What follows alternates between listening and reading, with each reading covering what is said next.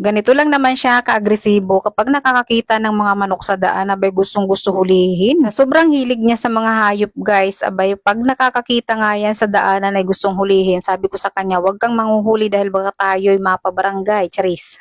Nakita kasi to ng mga manok na nagpapatrolya sa daan, kaya sabi niya, huhulihin nga daw niya at iuuwi, abay naku po, rude. Anyway guys, late upload na nga to dahil ang video ito nung Sabado pa nga, nag-deliver nga kami ng Graham Bar doon sa may Pandan City, Charis. So hi guys, mini vlog for today. Anyway guys, nais kong pasalamatan yung mga nag-order ng aking Graham Bar at syempre sa mga bumibili. At soon magkakaroon tayo ng tarpaulin dito sa harapan ng bahay namin at para malaman din ng ating mga kapitbahay at mga dumadaan na mayroon akong tinda na Graham Bar. Hindi pa rin kasi ako talaga gumagawa ng maramihan dahil sabi ko, hihintayin ko nga muna yung tarpaulin ko na in-order. So anyway guys, pagka-deliver nga namin ng aking Graham Bar ay nagpahinga nga lang kami and then nagsiligo. Pagkatapos ayan, maggagawa na nga ako ng aking Graham Bar. Pero bago nga ako maggawa ng Graham Bar, ayan, may dumating nga akong mga parcel guys galing kay Black Up. At syempre, maraming salamat din po sa lahat ng nagtitiwala sa akin ng mga seller dyan. At kahit hindi ako nakakapag-upload palagi kay Black Up, ayan, tuloy-tuloy pa rin ang dating. So ayun na nga, after ko nga mag-flex ng aking mga parcel, so ayan, nagugutom na nga daw tong batang to, kaya yan, siya na nga daw ang magluluto. Sa mga oras kasi ngayon guys, naggagawa ako ng Graham Bar ko at sabi ko nga, pagkatapos ko magawa ng Graham Bar, saka ako magluluto. Kaya lang, sabi nga ni Adriel, nagugutom na nga daw siya, kaya ayan, siya na nga daw ang magluluto at madali lang naman to. At dahil nakapagsimula na nga ako sa aking paggagawa ng Graham Bar, sabi ko, siya na nga ang maggayat ng mga ricado dahil mag-aamoy sibuyas nga ang kamay ko. Kaya yun, siya na nga rin ang naggayat at hindi na nga lang nabidyohan dahil busy nga ako. Ito guys, habang naggigisa siya, ayan, nilapitan ko nga siya at itinuturo ko nga bawat isa ng mga gagawin niya. Para kako next time, alam na nga niya ang gagawin. Tinuro ko nga lang sa kanya kung paano maggisa at kung paano ang sunod-sunod sa paggigisa ng manok dahil mag-aadobo nga siya ng manok. Gusto kasi nito guys yung adobong manok na paiga at ayaw niya ng may sabaw. Mas gusto kasi nito yung paiga na adobo at masarap nga daw yun. Pero ako guys, parang gusto ko yung may sabaw, kaya lang syempre dalawa kaming kakain. So doon tayo sa gusto niya, charis. So dito, bumalik na nga ako dito sa aking lamesa dahil nga padalawang salang na nga yan ng